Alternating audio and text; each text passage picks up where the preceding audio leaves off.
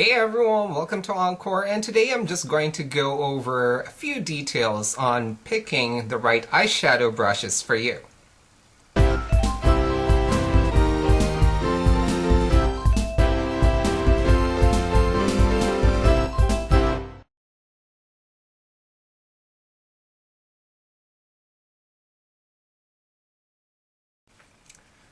Hey everyone, welcome back. So I've been getting a lot of inquiries from many of you guys out there who are beginners, or perhaps you just started exploring makeup or experimenting with different looks that you see here on YouTube.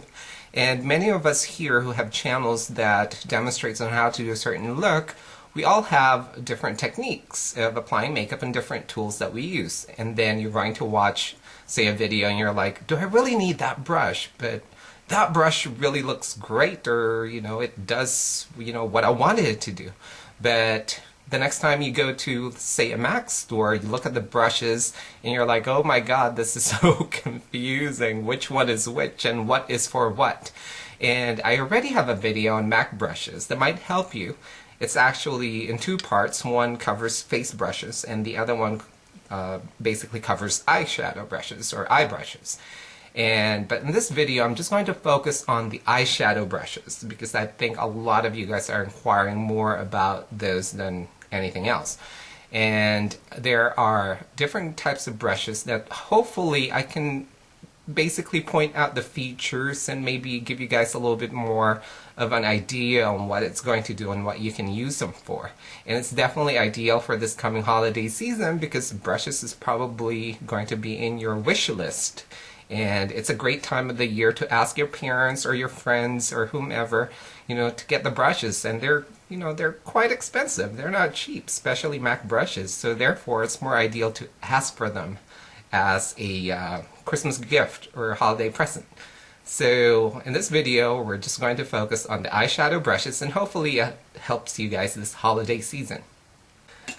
I'm going to start with a synthetic brush. Now, synthetic brush, I wanted to start with this because many of you guys who are beginners or seasoned pros, or those of you guys who already know how to put your eye makeup on, are now gearing more towards using primers. Eyeshadow primers, very important. I highly recommend it to everyone and anyone because it does make a difference. For one, it makes your eyeshadow crease proof depending on the kind of primer you use, whether it's Urban Decay primer or MAC Paint Pot. Too Faced Eye Insurance, great stuff too, but it all works differently depending on the skin tone. Not the skin tone, but depending on your skin condition. I personally have very, very oily lids, and I find that Eye Insurance doesn't work for me. It creases on me. Paint Pot works for me, and Urban Decay Primer Potion works on me. So I have super, super, super oily lids. And I know many of you guys out there share this condition or this kind of feature with me. So what I do is I use a synthetic brush on any cream-based product. So whether it's an eye primer or a cream eyeshadow, I recommend using a synthetic brush for that. And this is the MAC 242. Okay? And you basically just apply that on and blend it. So if you are an eye primer user or a cream eyeshadow user, this is one of the must-haves for you guys. It's the MAC 242. So if you guys are looking for a craft brush that looks comparable to something like this is just what's called a filbert cut brush. Okay, so if you look for Low Cornell brand or Princeton, Newton, those kinds of artist brushes, it's just a golden Taklon filbert brush. Alright, and just eyeball the size, and this is basically what you're going to need to apply that. Okay, so let's move on to those of you guys who wears powder eyeshadows, especially powder or pressed powder eyeshadows. Now, the two brushes that I favor when it comes to pressed eyeshadows are these two. This is a popular one. It's called the MAC 239. Yes, it's the MAC 239, and it's basically just a flat brush that's a paddle shape. Okay, and it's made out of white goat hair. And this is another fave, is the MAC 217, all right, which is a fluffy brush. All right. Now, to answer those of you guys who have inquired before as to if there's one brush that I would recommend to get that's going to be multi-use, and it's just one brush that you can use to do pretty much a different variety of different kinds of eye looks, it's going to be this one. It's the MAC 217, because it's a great brush for eye shading, and it's a great brush as well for blending. Okay, unlike the flat brush, it's just great for application, but you're not going to be able to, you know, blend as nice as this one. And that's basically the difference, I think, for these two brushes, and that's just from experience, just, you know, from using them a lot. And I tend to favor this one when I do a lot of gigs, because it's just one brush that I can do so many different kinds of looks. And whether it's just a main lid color, crease, deeper crease, or brow bone highlighting, it's one brush that I tend to favor more than this one.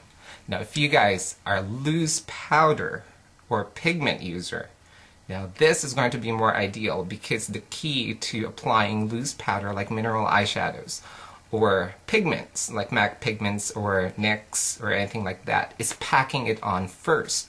Now, in order for you to pack a product onto your skin, you're going to need a denser bristle, and this is just that. It's denser, and you're going to be able to pack it on first, just like you see right now. So that way it's going to stick to your skin more, and you're going to get less fall-offs. Okay, now with the 217, you're not going to be able to pack it real well, because it's too soft and too fluffy, that it doesn't have the density you're going to need to pack the product on. However, it's still going to apply on.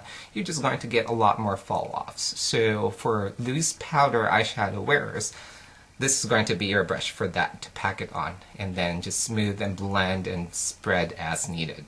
Okay, next let's talk about the angle bristle brushes, eyeshadow brushes. And I have two brushes right here. This is the MAC 275, and this is the MAC 272.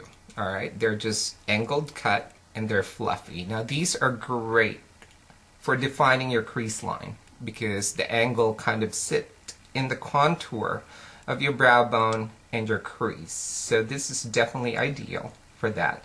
Now, it's a great brush to have. I don't think it's a must-have, because it's nothing that you can achieve with like a 217 per se, because it's a great brush as well that will get the product right into your crease line. But a lot of people tend to, you know, get this brush as well, because it's great for, again, contouring the crease line. And if you contour your nose, this is also a great brush to contour the side of your nose. So it gives you a little bit more of a variety of uses, so it makes it a little bit more of a multi-use. So if you contour your nose, this is a great brush for it. And at the same time, it's a great crease brush. Now, the only difference between these two is basically the type of bristle. The white goat here basically is a little bit more porous, therefore it picks up more color. Okay, so the product adheres to it a little bit more because it's more porous, and therefore, you know, it doesn't take as much to swipe the product from the container and apply it onto your skin. Now, any of the black bristled brushes or brown bristle brushes, much like this one, it tends to be a little bit more of the slick side, just because of the nature of the bristles, and therefore it takes a couple more swipes on the product to apply it on. You know, you keep doing that because of that reason. And if you use a white goat here, it's going to be less. So that's why a lot of people prefer the white bristle brushes or the white goat hair brushes. Okay, let's talk about blender brushes. Now, blender brushes, there are so many at MAC. And here are the 4 blender brushes that's available at MAC. Now, this one is actually a limited edition. And this is the 223. This originally came out with the, I would say, the Raquel Welch collection. And I love this brush because it's really, really soft, and it gives you a little bit more of that airbrush look to the eye makeup when you use this as a blender brush. And the most popular blender brush, of course, is the 224. And the 224 is a great blending brush is to smooth out sharp edges that you initially applied on. Let's say you have a really harsh line between two colors, and this is what you use to blend that. And I'm going to go over a little bit more about techniques later on. I just want to introduce the brushes to you guys. Now, the 222 is another brush that most of you inquire as far as what's the difference between a 222 and a 224. Well, the 222, again, is white bristle or white goat hair, okay, and therefore it's going to pick up more color. And if you're using it as a blending brush, some of the color is going to adhere to it, and therefore it's going to spread a little bit more. But the problem I'm having with the 222 is that if you feel the tip, it's, I'm not going to say it's too stiff. I think it's just a little bit more dense, which some people like in their blending brushes. But at the same time, you can kind of feel it kind of hard and harsh, especially right in your crease line, which is probably one of the areas that's really sensitive in your lid, okay? And if it's almost that scratchy feel to it, all right? Because it's just coarser, you know, it's porous, and so therefore it just gives you a little bit more of that steep, that scratchy, stiff feeling. It's kind of hard to describe unless you feel it. So anyway, yeah, so that's the only problem that I have with this brush. But otherwise, it's a really great blending brush because of the construction, the white goat hair. And I still kind of tend to prefer this one. If you guys are going to look for a blender brush, I recommend the 224 because it's softer, it does the job, it's a great blending brush, and I'm going to say this is going to be your must-have if you are looking for a blender brush. Now there's another blender brush called the 225, which is bigger. Now if you have big eyes, it's great. If you have small eyes, it's going to be hard because look at the size of the bristle. You know, it's kind of hard to control. But again, one thing I like about this is it's great for contouring. Again, side of the nose, center of the nose, under the cheekbone. I love this, you know, because it gives me that nice line right there and then blend that downwards. But we're not talking about contouring right now. We're talking about eye shading. So that's the only difference. Otherwise, it's another great brush. But out of these four, I love this one. But again, it's more of a specialty brush. But definitely look into the 224. Okay? Alright, and then finally, I have one brush that a lot of you guys favor, which is the pencil brush. And this is the 219. And the 219 is a pencil brush that's mainly used for lining and smudging, if you like that smoky eye look. But we're not talking about lining. Once again, we're talking about eyeshadows. A lot of you guys prefer this to do that V right here, and this is a really great brush for that. And aside from that, this is also referred to as a crease brush because it really gets into the deeper crease. So if you want a little bit more dimension in your eye makeup look and you want to deepen and darken the deeper crease, this is definitely an ideal brush for that because it's narrow enough that we'll get into that deeper crease area. Okay, and of course it's ideal for adding colors right into your tear duct, and of course smudging the lower lash line to give you that smoky eye look. So definitely look into this, another must-have in my book, which is the 219.